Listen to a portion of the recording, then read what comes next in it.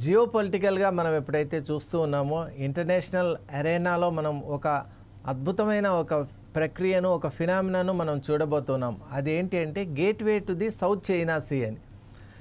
మనకు west Pacific ఓషన్లో ఉన్నటువంటి ఒక చిన్న ఐలాండ్ యావత్ ప్రపంచం యొక్క దృష్టిని ఇప్పుడు నిజంగా ఆకట్టుకుంటోంది. మరి ఆ ఐలాండ్ ఏదో కాదు, తైవాన్.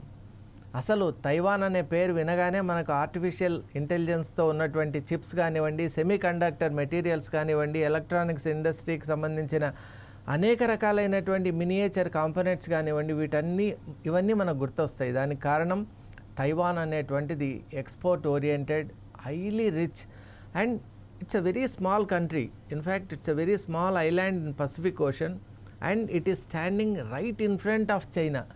అసలు మెయిన్ ల్యాండ్ చైనాకు ఎదురుగా నిలబడ్డటువంటి ఒక ద్వీపం తైవాన్. అలా మనం ఊహించుకున్నట్టయితే తైవాన్ నుంచి కనుక మనం చూస్తే చాలా పెద్దది, అసలు చాలా ఒక అతిపెద్ద దేశం చైనా దానికి ఎదురుగా నిలబడి ఉంది. మరి అంత పెద్ద దేశమైనటువంటి ఆ చైనాను కూడా ఈరోజు తైవాన్ ధిక్కరిస్తోంది. అతి చిన్న దేశమైనటువంటి తైవాన్ ధిక్కరించగలిగేటువంటి ఒక స్థితికి వచ్చింది. అలాగే తాను ఇండిపెండెంట్ కంట్రీగా ఉన్నాను, ఉండబోతాను, అలాగే ఎప్పటికీ ఉంటాను అనేటువంటి ఒక నేపథ్యంతో ప్రపంచ దేశాలన్నిటికీ కూడా ఒక చక్కటి సందేశం పంపుతోంది. మరి అసలు చైనాకు అలాగే తైవాన్కు మధ్య విభేదాలు ఎలా ఏర్పడ్డాయి, అసలు చైనా తైవాన్ తన యొక్క అంతర్భాగం అనటానికి ఉన్నటువంటి ఆంతర్యం ఏంటి, వాటిని తెలుసుకునే ప్రయత్నం ఇప్పుడు చేద్దాం.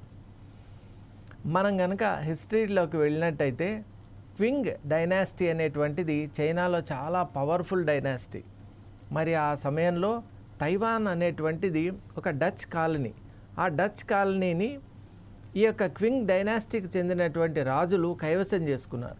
ఎందువల్ల అంటే అప్పుడు ఉన్నటువంటి ఈ యొక్క నేవల్ యాక్టివిటీ కానివ్వండి, అలాగే యుద్ధానికి సంబంధించి కూడా చాలా స్ట్రాటజిక్గా ఉంది. కాబట్టి ఇన్ఫ్యాక్ట్ ఈరోజు కూడా మనం చూసినట్టయితే అసలు తైవాన్ యొక్క ఇంపార్టెన్స్ ఏంటి అంటే దాని స్ట్రాటజిక్ జియోగ్రాఫికల్ లొకేషనే. మరి అంత చక్కటి లొకేషన్ అది ఉంది. ముఖ్యంగా చైనాకి అది ఎలా ఉందంటే ఫోర్ ఫ్రంట్లో నిలబడి ఉంది. కాబట్టి చైనా దృష్టి ఎప్పుడు కూడా తైవాన్ పైన ఉండేది. అది ఎప్పటి నుంచి, రాజుల కాలం నుంచి. ఆ క్వింగ్ డైనాసిటీ వాళ్ళు అందువల్లే తైవాన్ను తమ స్వాధీనం చేసుకున్నారు. ఆ తర్వాత చైనాకు జపాన్కు యుద్ధం జరిగిందండి. ఆ యుద్ధంలో ఫస్ట్ సైనో జపాన్ వార్ అని మనం అంటాం. ఆ వార్లో చైనాను ఓడించి జపాన్ ఈ యొక్క ద్వీపాన్ని కైవసం చేసుకునేది. ఆ తర్వాత వరల్డ్ వార్ 2 మనందరికీ తెలుసు, 1936 to 1945 జరిగింది. ఎందువల్ల అంటే 1914 to 1918 ఫస్ట్ వరల్డ్ వార్ జరిగింది, 1939 to 1945 సెకండ్ వరల్డ్ వార్ జరిగింది. ఆ 45లోనే మనకు యునైటెడ్ నేషన్స్ ఆర్గనైజేషన్ అంటే యుఎన్ఓ కూడా అప్పుడే ప్రావిర్భావం చెందింది. కాబట్టి ఖచ్చితంగా 1945ని ఎవరు కూడా మర్చిపోలేం. మరి 1945 ఎంత ముఖ్యమంటే ఏదైతే జపాన్ చేతిలో ఉన్నటువంటి తైవాన్ మళ్ళీ చైనా చేతికి వచ్చేసిందండి. అది కూడా అంటే చైనా కైవసం చేసుకునేది. ఆ సెకండ్ వరల్డ్ వార్లో జపాన్ ఓడిపోవటం వల్ల చైనా మళ్ళీ తైవాన్ను కైవసం చేసుకునేది. కానీ అది ఎక్కువ కాలం నిలబడలేదు. ఎందువల్ల అంటే మనం ఇయర్స్ బాగా గుర్తుపెట్టుకోవాలి. 1945లో తైవాన్ మళ్ళీ చైనా చేతికి వచ్చింది. కానీ 1949 వరకే తన చేతిలో ఉండగలిగింది. ఎందువల్ల అంటే చైనాలో అంతర్గతంగా చాలా పెద్ద యుద్ధం జరిగింది. నేషనలిస్ట్ అంటే క్యూమ్టాంగిస్ అని అంటారు వాళ్ళను. వాళ్ళు కమ్యూనిస్టులకు మధ్య చాలా పెద్ద భీకరమైనటువంటి యుద్ధం జరిగి 45 నుంచి 49 దాకా యుద్ధం జరిగింది. అప్పుడు 49లో ఫైనల్గా కమ్యూనిస్టు ఈ యొక్క నేషనలిస్ట్ పైన విజయం సాధించారు. అప్పుడు నేషనలిస్ట్ లీడర్ ఎవరైతే ఉన్నారో ఆయన ఈ తైవాన్ అనే ద్వీపానికి అక్కడి నుంచి పారిపోయారు. రహస్యంగా తన యొక్క ఫాలోవర్స్తో వెళ్ళిపోయారు. అక్కడికి వెళ్ళిపోయి దీన్ని మా యొక్క సొంత ప్రాంతంగా మేము ఇక్కడ నేషనలిస్ట్ యొక్క హబ్గా మేము ఇక్కడ మార్చుకున్నాము, దీని పేరు తైవాన్ అని. దీనికి ఒక ప్రత్యేకమైన కాన్స్టిట్యూషన్ ఉంది. ఇప్పటి నుండి ఇది ఒక ఇండిపెండెంట్ సోవరైన్ కంట్రీ అని వాళ్ళు డిక్లేర్ చేసుకున్నారు. దాని పేరు కూడా రిపబ్లిక్ ఆఫ్ చైనా అని పెట్టుకున్నారు. అదే 1949లో మెయిన్ ల్యాండ్ను ఎవరైతే కమ్యూనిస్ట్ గెలుచుకున్నారో వాళ్ళు దాని పేరు పిఆర్సి అని పెట్టుకున్నారు, పీపుల్స్ రిపబ్లిక్ ఆఫ్ చైనా అని. రెండు కూడా చైనానే, కానీ ఒకటి పీపుల్స్ రిపబ్లిక్ ఆఫ్ చైనా అనేది main land, republic of China అనేటువంటిది స్మాల్ ఐలాండ్, ఇది థైలాండ్. ఈరోజు మనం తైవాన్ అని పిలుస్తూ ఉన్నాం, దాని క్యాపిటల్ తైపీ. ఇప్పుడు మనం చూసినట్టయితే ఈ తైపీలో ఉన్నటువంటి సెమీకండక్టర్ ఇండస్ట్రీ ఎంత పెద్దది అంటే దాదాపు 60% ఆఫ్ ది సెమీకండక్టర్ ఎక్విప్మెంట్ అంతా కూడా ఇక్కడి నుంచే వస్తుంది. అలాగే 90% of the artificial intelligence chips అన్నీ కూడా ఇక్కడి నుంచే వస్తున్నాయి. అంటే ఎక్స్పోర్ట్ అంత స్థాయిలో ఉంది కాబట్టి అసలు చైనా యొక్క ఉద్దేశం ఏంటంటే తైవాన్ కనుక క్యాప్చర్ చేశామా, రెండు రకాలుగా చైనాకు బెనిఫిట్ ఉందండి. ఒకటేంటంటే ఎకనామిక్గా మొత్తం సెమీకండక్టర్ ఇండస్ట్రీ అంతా కూడా చైనా చేతికి వచ్చేస్తుంది. ఇక రెండవది పొలిటికల్గా ఎప్పుడైతే తైవాన్ తన కంట్రోల్లోకి వస్తుందో సౌత్ చైనా సీ మొత్తం తన కంట్రోల్లోకి వస్తుంది. దానివల్ల యుఎస్ అలైడ్ కంట్రీస్ అయినటువంటి జపాన్ అలాగే సౌత్ కొరియా పైన అది యుద్ధం చేయడానికి, దాడి చేయడానికి ఒక అద్భుతమైన ప్లాట్ఫామ్ అక్కడ ఉంది. కాబట్టి చైనాకి ఎప్పటి నుంచో తైవాన్ను క్యాప్చర్ చేయాలి అనేటువంటిది ఒక ఉద్దేశం. మరి చైనా ఎలా దాన్ని ప్రతిపాదిస్తోంది అంటే క్వింగ్ డైనాసిటీలో ఉన్నప్పుడు అది ఆ భూమి మాదే కాబట్టి వన్ చైనా పాలసీ అనేటువంటిది ఒక పాలసీ పెట్టింది. దాని ప్రకారం ప్రపంచంలో ఏ ప్రాంతాన్ని చైనా గెలుచుకున్నా కూడా అదంతా కూడా చైనాగా ఉండాల్సిందే, వేరే కొత్త పేరుతో ఉండటానికి వీల్లేదు. తైవాన్ కూడా ఇప్పుడు చైనా మెయిన్ ల్యాండ్లో ఒక అంతర్భాగమే కాబట్టి ఖచ్చితంగా ఇది ఏనాటికైనా ఒక డేట్ కూడా పెట్టారండి, 2049 అని కూడా పెట్టారు. అప్పటిలోగా తైవాన్ ఎంత ప్రయత్నం చేసినా చేసుకోవచ్చు, కానీ ఆ డేట్ తర్వాత ఖచ్చితంగా అది చైనాలో అంతర్భాగం అవుతుంది. అసలు చైనీస్ వాళ్ళ యొక్క పద్ధతి ఎలా ఉంటుందంటే ఇప్పుడు మనం చూసాం, హాంకాంగ్ విషయంలో మనం చూసాం, అది చాలా కాలం బ్రిటిషర్స్ యొక్క చేతిలో ఉండింది. ఆ తర్వాత ఇప్పుడు చైనా చేతికి వచ్చేసింది. వచ్చిన కొన్ని రోజులకే అక్కడ చూసాం స్టూడెంట్స్ యొక్క మ్యాసకర్, అంటే స్టూడెంట్స్ను లక్షలాది మంది స్టూడెంట్స్ను విపరీతంగా వాళ్ళను అనేక రకాలుగా హింసించడం, హెరాస్ చేయడం, అలాగే వేలల్లో స్టూడెంట్స్ను చంపేయడం కూడా మనం చూసాం. అక్కడ వాళ్ళకున్నటువంటి వాళ్ళ సివిల్ అండ్ క్రిమినల్ లాస్ను తీసేసి చైనా తన యొక్క లాను ప్రవేశపెట్టింది. అంటే అత్యంత క్రూరమైనటువంటి లాస్ ఏవైతే ఉంటాయో వాటిని అక్కడ ప్రవేశపెట్టి ఆపరేషన్ ఆఫ్ ది ప్రెస్, ఎవరైతే నిజాల్ని చెప్తారో అలాగే అక్కడ జరిగే అంశాల్ని ప్రపంచ దేశాలకు తెలియజేస్తారో వాళ్ళందరినీ కూడా డార్క్ రూమ్స్కు తరలిస్తున్నారు. ఇక అక్కడికి వెళ్ళటమే కానీ తిరిగి రావటం అంటూ ఉండదు.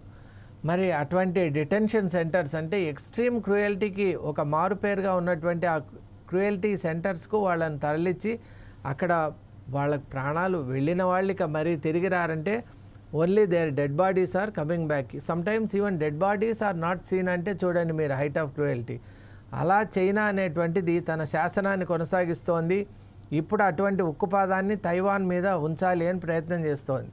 మరి అర్లియర్ కూడా మనం చూసాం, చైనా ఇటు టిబెట్ పైన కూడా అటువంటి ఉక్కుపాదాన్ని మోపి ఇప్పుడు టిబెట్ కూడా వన్ చైనా పాలసీలో చైనానే అని అంటోంది. అసలు టిబెట్ పేరు కూడా మార్చేసింది.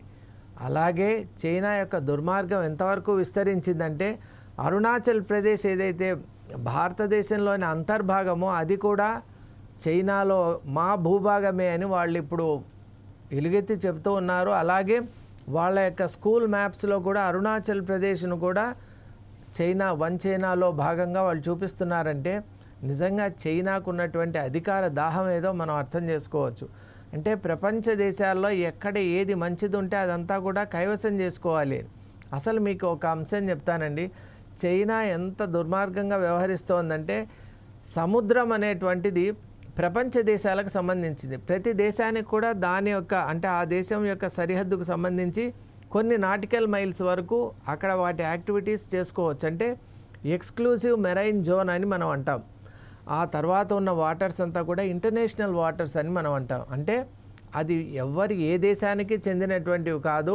అక్కడ ఉన్నటువంటి మినరల్స్ కానీ అక్కడ ఉన్న ఐలాండ్స్ కానీ అక్కడ ఉన్నటువంటి విలువైన ఏ వస్తువు ఉన్నా సరే మానవాళికి సంబంధించింది, ప్రపంచంలో ఉన్న అందరికీ సంబంధించిన అంశంగా పెట్టారు.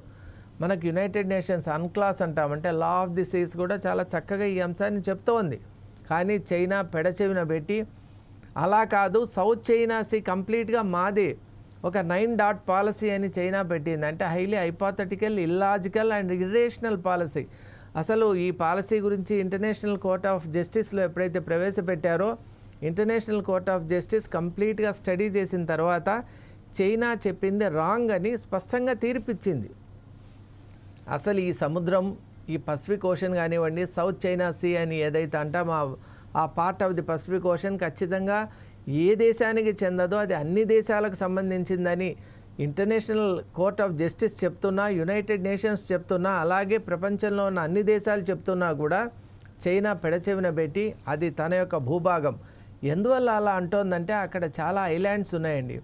ఐలాండ్స్లో ప్రపంచంలో ఎక్కడా లేని మినరల్స్, అలాగే అక్కడ rarest of the rare minerals అక్కడ ఉండటమే కాకుండా అక్కడ ఉన్నటువంటి భూభాగాన్ని కూడా ఆర్టిఫిషియల్ ఐలాండ్స్ లాగా తయారు చేసుకొని అక్కడి నుంచి వాళ్ళ వార్ యాక్టివిటీస్ కొనసాగిస్తూ ఉన్నారు.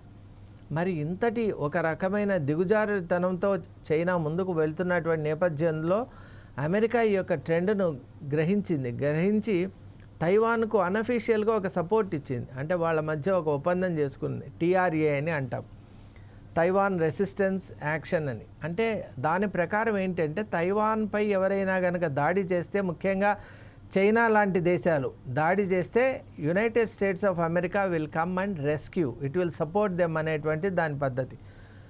ఇక్కడ ఈ విధంగా ఉంటే చైనా కూడా ఒక కొత్త లాను ప్రవేశపెట్టింది. అదేంటి అంటే యాంటీ సిసేషన్ లా. అంటే తన భూభాగం నుంచి విడివడిపోకుండా, సపరేట్గా ఉండకుండా, సపరేటిస్ట్ యాక్టివిటీస్ ఏవైతే ఉన్నాయో వాటిని నిజంగా నిర్ద్వంద్వంగా కూల్చి అటువంటి యాక్టివిటీస్ను నేను ఏ విధంగా అయినా కూడా, అంటే నాన్ పీస్ఫుల్ వేస్లో అయినా సరే, ఇంటర్నేషనల్ హ్యుమానిటేరియన్ లా చెప్పినటువంటి విధానాలకు వ్యతిరేకంగా అయినా సరే నేను వెళ్ళి ఆ భూభాగాన్ని చేజిక్కించుకుంటాను. అటువంటి విధానాన్ని, సెపరేటిస్ట్ టెండెన్సీస్ను, వన్ చైనా పాలసీ నుండి దూరంగా వెళ్ళిపోవడాన్ని నేను ఒప్పుకోను అని చైనా అంత గట్టిగా చెప్తోంది.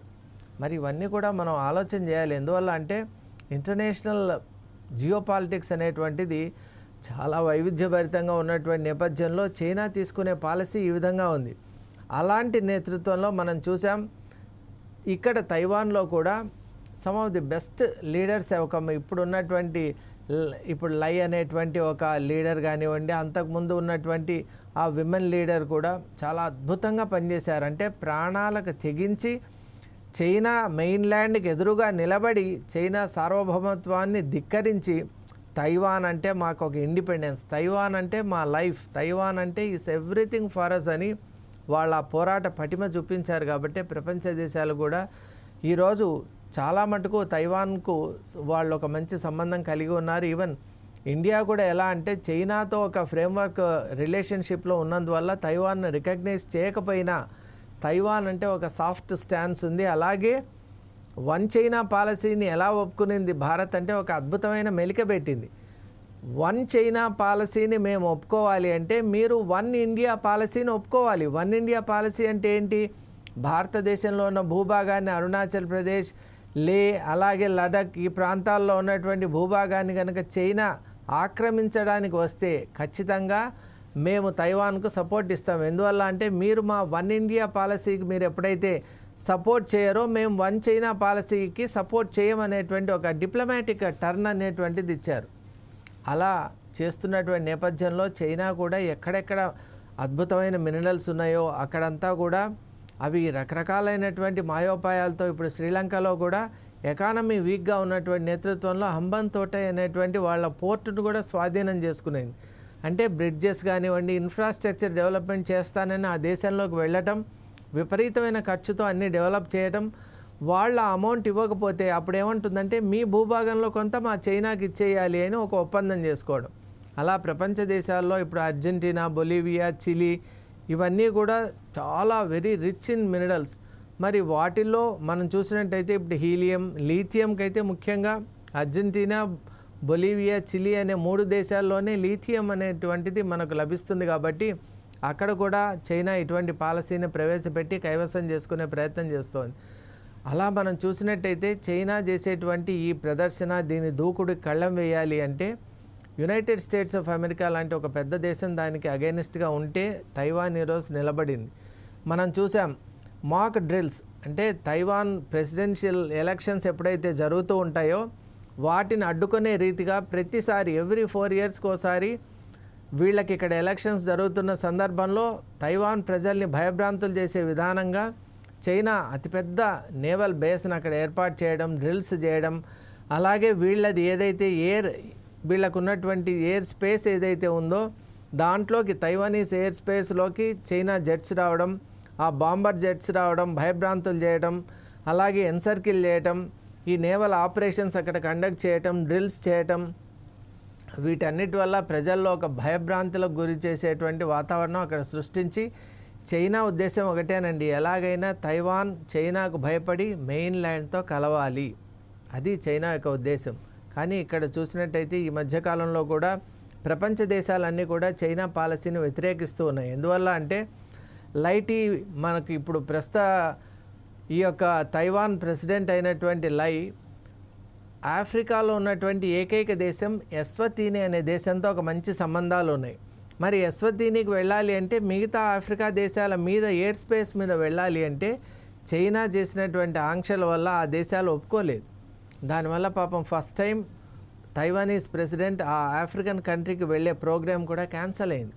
మరి ఇది ప్రపంచ దేశాలన్నింటినీ కూడా ప్రభావితం చేసింది. అంటే చైనా యొక్క దురాక్రమణ విధానం, అలాగే ఒక దుందుడుకు విధానం ఎంత ఉందంటే మిగతా దేశాలను భయపెట్టి తైవానీస్ ప్రెసిడెంట్ ఆ దేశాల ఎయిర్ స్పేస్ను వాడుకోకుండా కంట్రోల్ చేయగలిగాడంటే చైనా యొక్క ప్రభావం ఎంతవరకు ఉందని అన్ని దేశాలు గమనించాయి. చైనాను తీవ్రమైన పదజాలంతో దూషించాయి, అలాగే ఇటువంటి యాక్టివిటీస్ మానుకోవాలని హెచ్చరించాయి. మరి ఈ నేపథ్యంలో తైవాన్ కూడా తన యొక్క సుస్థిరతను, సార్వభౌమత్వాన్ని నిలబెట్టుకోవడానికి, డెమోక్రసీని ముఖ్యంగా నిలబెట్టుకోవడానికి ఎలక్షన్స్ కూడా కండక్ట్ చేసుకుంటోంది. అలాగే మిగతా దేశాల్లో కూడా ఇప్పుడు ఇండియాలో కూడా ఒక అంబాసిడర్ లాగా ఒక సెంటర్ ఏర్పాటు చేసుకోవడం, Taiwanese economic and cultural centre, అది TECC అంటాం, అది మనకు ముంబైలో కూడా ఉన్నటువంటి నేతృత్వంలో తైవాన్ సంస్కృతిని ప్రపంచ దేశాలకు వ్యాప్తి చేయడం, అలాగే తైవాన్తో ఒక సత్సంబంధాలు మిగతా దేశాలు కూడా కలిగి ఉండే విధానంగా అక్కడ వాతావరణం రూపొందించుకోవడం, ఇవన్నీ కూడా తైవాన్ ప్రయత్నం చేస్తోంది. ఖచ్చితంగా ఏదైతే వన్ చైనా పాలసీతో చైనా యొక్క దూకుడుకు ఖచ్చితంగా ఈ యొక్క తైవాన్ తన యొక్క స్ట్రాటజిక్ థింకింగ్, అలాగే స్ట్రాటజిక్ డిజైన్తో అడ్డుకట్ట వేయగలదనే మనం ఆశిద్దాం. ఎందువల్ల అంటే తైవాన్ యొక్క సుస్థిరత వల్ల నిజంగా ప్రపంచంలో మనకు సౌత్ చైనా సీ ఎప్పుడైతే సుస్థిరంగా ఉంటుందో మిగతా దేశాలు కూడా బాగుంటాయి. కాబట్టి ఇంటర్నేషనల్ జియోపాలిటిక్స్ దృష్ట్యా కూడా తైవాన్ ఇండిపెండెంట్గా ఉండటం, అలాగే ఒక సోవరైన్ ఎంటిటీగా ఉండటం, మెయిన్ ల్యాండ్ చైనా నుంచి సపరేట్గా ఉండటమే హితకరం. కాబట్టి అలాగే తైవాన్ కొనసాగుతుందని ఆశిద్దాం. Thank you.